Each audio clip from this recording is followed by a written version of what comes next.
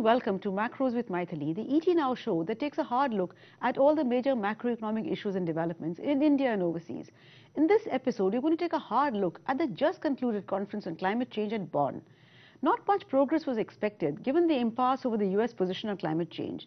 And though many, including the BBC, believe that Trump's threat to withdraw from the Paris Agreement on climate change did not derail the conference, the reality is Trump has already withdrawn US funding. The US position is that it would remain engaged in global climate change negotiations even as it plans to exit the Paris Agreement at the earliest opportunity. Sure, Trump has said that he's willing to reconsider engaging if he can do it on terms that are fair to the US. But what does that mean? What could be more favorable to the US in the present situation? More importantly, can any agreement that does not have the US on board be meaningful? Given this scenario, what are the key takeaways from the Bonn conference? Are we any closer to framing the rules for the Paris Agreement that comes into effect in 2020? And how is any of all this going to affect the global as well as the Indian economy? Joining me in the discussion are two experts, Shrikant Gupta, Professor, Delhi School of Economics, whose forte is environmental economics, and Ambassador Shyam Saran, former Foreign Secretary, who also served as a former Prime Minister Manmohan Singh Special Envoy on Climate Change. Welcome to the show, Shrikant, Ambassador Saran. Let me start with a very general question addressed to both of you on the broader issue of climate change and not specifically linked to the Bonn conference.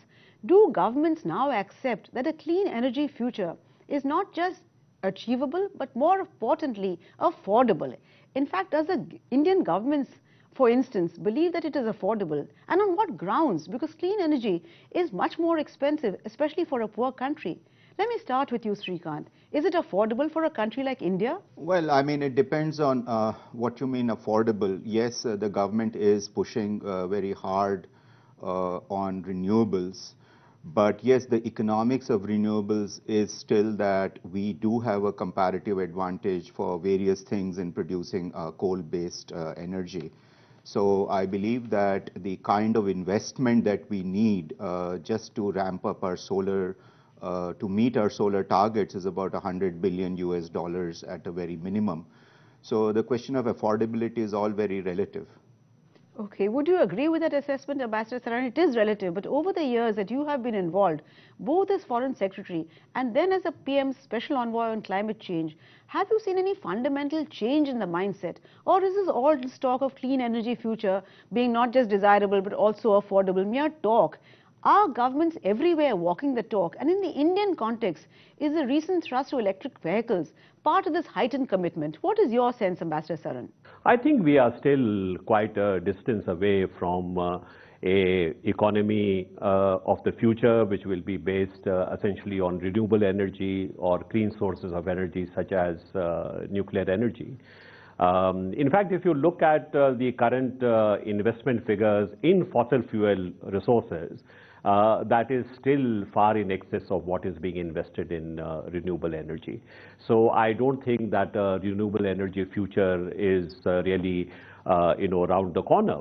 But having said that, there is no doubt that we are seeing a fundamental shift in energy systems from fossil fuels to renewable energy, mainly because of, number one, concerns about environmental pollution. Secondly, there is no doubt that due to technological changes, there is a steady decrease in the price of renewable energy, and therefore, relatively speaking, it is becoming more affordable. Currently in India, for example, solar power is on a par with, and in some cases even cheaper than the coal-based thermal power. But there are other disadvantages of renewable energy, such as, there is a variability in the availability of power, there is an issue of reliability. These issues still need to be resolved. There is a big problem of storage of energy. So we are still a distance away, but let me say that the shift in our current reliance on fossil fuels is in fact taking place, is quite real, and I think the government has made a good choice in stressing the importance of developing renewable sources, particularly solar energy. Yes, of course, there always are some trade-offs, but Srikanth, there's always also a big gulf between aspirations and actions, and never Absolutely. more so in the context of climate change, where actions cost money immediately, and the benefits are both diffuse and over the long term. So ultimately, for the developing world at least, it is a question of whether the rest of the world, especially the rich countries, are willing to chip in. Do you see that happening? Will the rich world contribute? It seems highly unlikely. If you look at the last 20 plus years of the UNFCCC, in fact, we see a regression. You may remember the famous phrase, common but differentiated responsibilities, where the more developed nations were supposed to take the lead based on their historical responsibility and their levels of economic development. The whole UN Framework Convention has been given a quiet burial. In fact, Paris was a disaster in the sense that for the first time, this link between, or the division between Annex and non-Annex 1 was obliterated. And this has been the stated position of the United States. And this went somewhat unheralded. The point is now everybody comes to the table with their commitments. There's very little talk of the common but differentiated responsibility, which was a basic architecture on which our negotiations were to be based. And so definitely there has been no walking the talk. In fact, there is walking back, if you will, by what's happening in the US commitments. The Green Climate Fund, basically there's nothing in it. So I don't think the rich countries are walking the talk. In fact, they are retreating. Europe is doing a little bit, but whatever they are doing is not enough. And in that context, I don't see it very sensible for us to spend money on mitigation instead of adaptation. If we have a last rupee to spend, I would argue we should spend more on adaptation to the inevitable consequences of climate change than spend it on mitigation, which means cutting back. And that is the hard economics of it. Ambassador Saran, you have extensive experience with governments all over the world. What is your sense? Will the world, the rest of the world, the richer world, be willing to foot the bill? Because the developing world most certainly can't. So we're seeing a new urgency from China. What is your reading of this? Is the developed world willing to chip in? Will China's greater commitment make a difference? Srikanth feels that the rest of the world has actually regressed. What is your reading of the tea leaves, Ambassador Saran? Well, I will certainly agree with what Srikanth is saying because, frankly speaking, there is very little money on the table for developing countries, not only in terms of finance, but also technology transfer, which is another commitment by the developed countries. So if you look at the current situation, there are altogether 4 important multilateral climate funds. There is, for example, the Green Climate Fund, which Srikanth referred to. There is the Adaptation Fund. There is a Climate Investment Fund. And there is the Global Environment Facility. Now, if we look at the figures that we have over the past few years, according to some sources, between 2013 and 2016, perhaps you could say that about 25 billion worth of climate finance has been made available to developing countries. But I personally feel this is a rather inflated figure. But still, it means that you haven't come up to the level of $100 billion, which was promised by 2020. And in fact, at Bonn, there was very little indication that the developed countries are willing to deliver on that commitment. More importantly, it was also agreed in Paris that 100 billion in 2020 would be the base, and on that base, you would have a figure indicated for 2025 in terms of the climate funds. But there was no willingness to have any discussion about what would be available.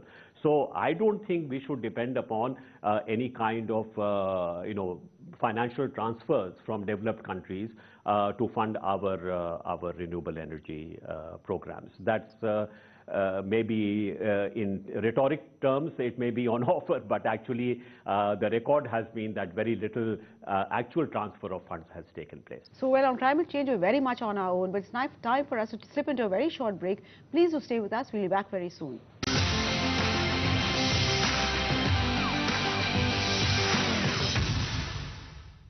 Welcome back. You're watching Macros with Mythili, and I'm in discussion with Ambassador Saran and Srikant Gupta on the Bonn Conference on Climate Change and what are the implications of the takeaways from that conference on the global economy and India in particular. Srikant, let me now shift focus to the Bonn Conference. We saw coal come to the forefront as never before. Coal is now the new villain, with UK, Canada and Mexico leading a new alliance of about 20 countries that have signed up to end their reliance on coal as an energy source, and they're putting pressure on other members as well to cut back on coal. Agreed, coal is highly polluting, but given India's huge coal reserves, does it make sense for us? Also, what is the alternative? We've seen what has happened with solar power projects. Many of them have become unviable. So are we overdoing the push to renewables, and at what cost? Does it make economic sense to leave coal underground and focus on less polluting stuff, especially when there are jobs involved? Srikant? Well, certainly I think that countries in the West preaching us not to use coal is like an alcoholic preaching temperance. The United States is the world's second largest producer and consumer of coal. In United States, 77% of their emissions come from coal-fired thermal power. It has the world's largest coal reserves. So to single out countries such as India and beat us about using coal, I think is very unconscionable. Certainly we should have clean coal. Certainly we should have more efficient thermal plants. There's no debate about it. But we are a country with 300 million people without electricity. Those people celebrate Earth Hour, the switching of the lights, every hour, 365 days a year.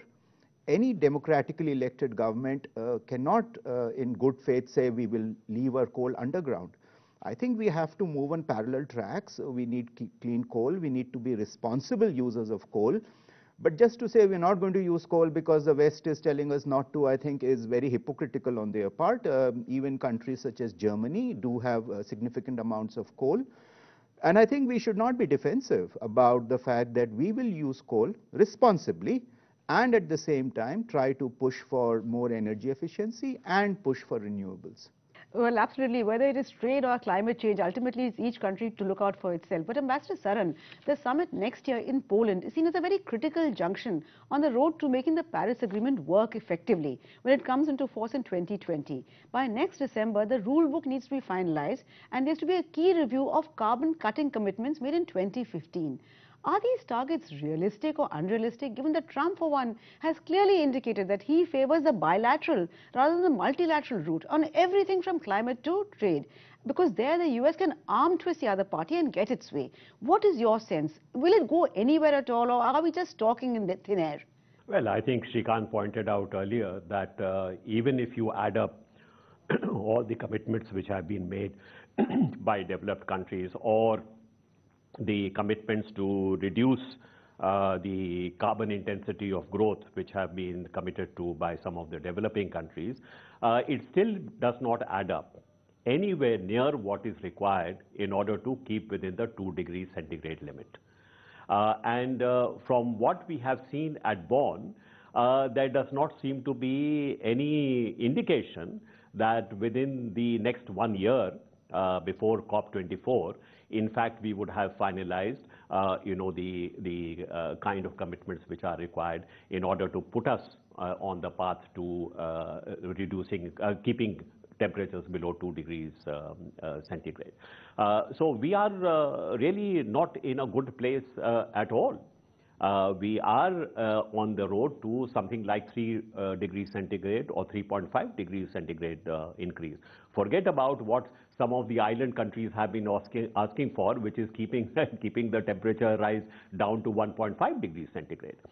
So yes, we are in not in a place where we can say that we are actually, as a global community, on the way to dealing with what is perhaps an existential challenge to humanity. I would also like to add here that there is going to be a stock take which is going to take place next year. Stock take which will see what the current science is saying. Srikant is member of the IPCC, so I presume there will be some idea in terms of the urgency of action required. And the stock take will hopefully get the countries to increase their ambition, as they say, in terms of what needs to be done with climate change. And the U.S., which you mentioned, U.S., in any case, its commitment was very weak. So not having the U.S. take part in the Paris Agreement, frankly speaking, I don't think that it makes a very big difference, but it does make a difference in terms of influencing perceptions of other developed countries, influencing perceptions of the global community. A number of the European countries are already saying that if the US is not part of this agreement, it is going to affect the marketability of their products, because they have to conform to higher standards which the US does not have to. So there are a number of other attendant issues which have now come into the open, and I think the situation has become, in fact, much more complex than we have faced before. And what happened at Bonn, which, as you know, had to be extended by another day in order to reach a consensus, is demonstrative of the fact that we are perhaps in a much more difficult phase right now than we have been in the past. Srikanth, Ambassador Saran says we're in a far more difficult place and we're going to take stock next year. So what are the pre-2020 commitments and how far has the developed world in particular delivered on that? Is there any penalty that we can impose on them for falling short? And if not, what is the point? Because under the Paris Agreement, the targets for the developing countries post-2020 are linked to three conditions. How well the developed countries deliver on their commitments by 2020, how much of the responsibility they are willing to share, and how much finance they provide. And the fact is that the developed world just does not want to get down to the nitty-gritties, especially on finance, Srikanth. So what do we do? Where do we go from here? Well, Mythili, I have been following these meetings, annual meetings under the UN Convention, which are called the Conference of Parties of the COPs, and the 23rd such meeting just concluded in Bonn. And I'm sure Ambassador would agree that there's a sense of déjà vu. And I'm reminded of this phrase that we are arguing about the seating order of the chairs on the deck of the Titanic while it's heading towards an iceberg. We are certainly heading towards a climate apocalypse. If you watch what's happening to the ice shelves, what's going to happen to our snow-fed rivers. So there is, in a sense, a huge sense of urgency, which of course you won't realize by reading the headlines of today's papers. But there is a sense of urgency, but at the same time, there's a sense of déjà vu that there has been a logjam. As Ambassador Saran rightly mentioned, and I have been saying, and others have been saying, even if all these commitments to materialize, we would in no way be able to meet the 2-degree target, maybe not even the 3-degree target. And this whole thing about, you see, Paris is this whole thing about peer pressure. Well, guys, we have agreed, now you haven't done, so there's a nudge factor. So I'm not quite sure whether this nudge factor would work. As an economist, I could discuss with you a few other options that have been proposed. But the fact now remains that we just continue to talk. And I'm a little bit pessimistic about these talks because I don't think really we have had any major breakthroughs. And unless we really have some game-changing way of thinking about this problem, we are headed towards disaster. And in that context, what should India be doing? As I've already said, India should be focusing more on adaptation. How do we adapt? How do we climate-proof our economy? How do we climate-proof our agriculture? How do we protect our coastal areas? Because that is where real problems will arise. Ambassador Saran, Srikanth is quite despondent, but as a career diplomat, I'm sure you'll agree that as long as we continue speaking, that's something positive. But on the more specific issue of climate change, is there a North-South divide here also, as in the case of trade? And is the South united? Because unlike in the case of trade, where there are fissures, even within the South, that the developed world is quite happy to exploit, the general view is that the South was quite united at Bonn. But the problems facing a country like Bangladesh, perhaps, are quite different from those facing India, for instance. So does this create some kind of a problem? How united is the South? And is it naive to talk about unity amongst the South on issues like climate change? Well, unity amongst the developing countries is something which has to be nurtured. It has to be created. It requires a major diplomatic effort. And, I think one could say that in the early days, India was, in fact, very, very successful in mobilizing the global South on a whole range of issues, whether it was, anti-apartheid or anti-colonialism or north-south issues, on economic issues.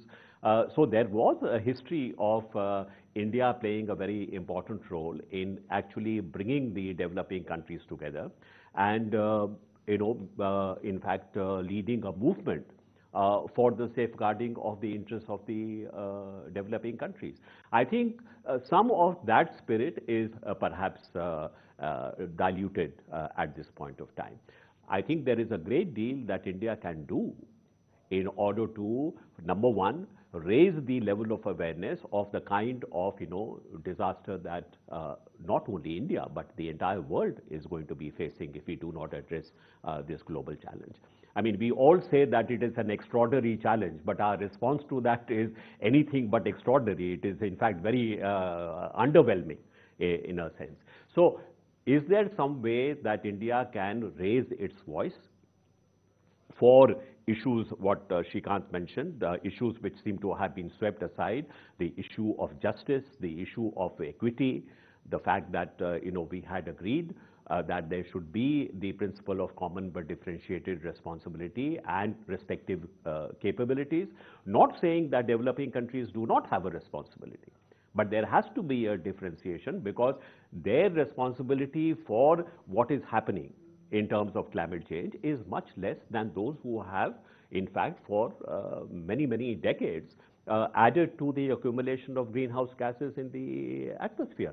So unless we raise our voice, unless we actually mobilize the developing countries, as we have been successfully doing in the past, it should come as no surprise that we are not able to really confront the Western countries, the developed countries, on this very important issue. So I would say that yes, this situation is somewhat pessimistic, but I think we can actually turn it around if we are able to actually lead the developing countries in the direction of really getting together to address what is an elemental challenge to their existence. Absolutely, it's an elemental challenge. But Shrikant, would you say that in that context, the Bonn conference has at best bought time? It has simply postponed for now the tricky issue of how exactly the developed world is going to provide funds for the mitigation of effects of climate change. Also, should we ask the developed world to give us money for adaptation rather than mitigation, as you've been saying again and again? Is that the answer, Shrikant? Well, about Bonn, as I've already said, this is an annual process. There'll be a COP, this was COP23, Paris was the meeting number 21. I'm sure, 8 years down this road, we'll be sitting here and talking about COP30. As I said, there is a sense of déjà vu.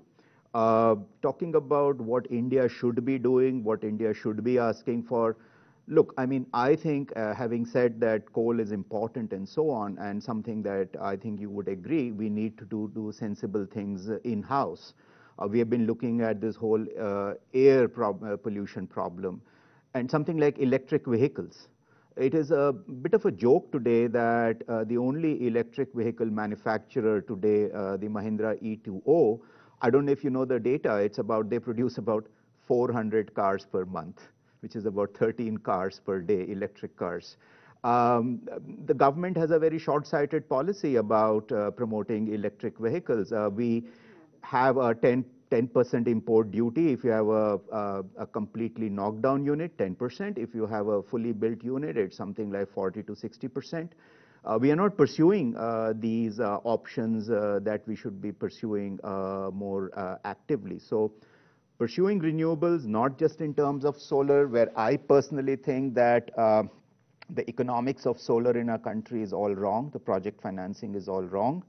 But in addition to that, pursuing things like clean coal, pursuing things like efficiency in thermal plants, and also pursuing things like electric powered vehicles. These are a whole menu of things that we should be doing. We have to reach into our own resources and definitely put money into adaptation, into doing much more on adaptation than we are, because some amount of climate change will happen.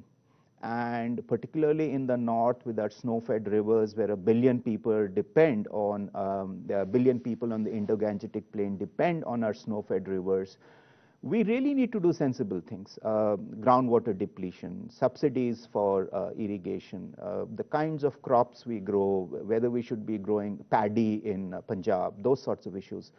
there's a whole lot of things we could be doing which we aren't doing or not even thinking about. Absolutely. Sensible policies are very difficult in a political democracy, especially in a country as poor as ours. But we're running out of time, so Ambassador Saran, I'll give you a quick last word. On a scale of 1 to 10, how realistic do you think that Paris Agreement is, and are we likely to really get there, Ambassador Saran? No, I don't think on present indications the promise of the Paris Agreement is going to be realized. We will need within the next couple of years, we will need a recommitment to a much higher level of ambition by all countries, not only the developed countries, but developing countries as well. And I think India should be actually gearing itself for that stage. Yeah. Well, I'm afraid on that rather despondent note, we'll have to end this edition now because we've run out of time completely. Thank you so much, Ambassador Saran and Srikanth, for joining me. I do hope that this despondency gets through to the government and they start thinking seriously about climate change. And as you suggested, Srikanth, look at adaptation rather than mitigation, because at least we can do that. Thank you so much for watching. Remember, we'll be back next week with yet another edition of Macros with Mythili. Till then, it's thank you and goodbye from all of us at ET Now.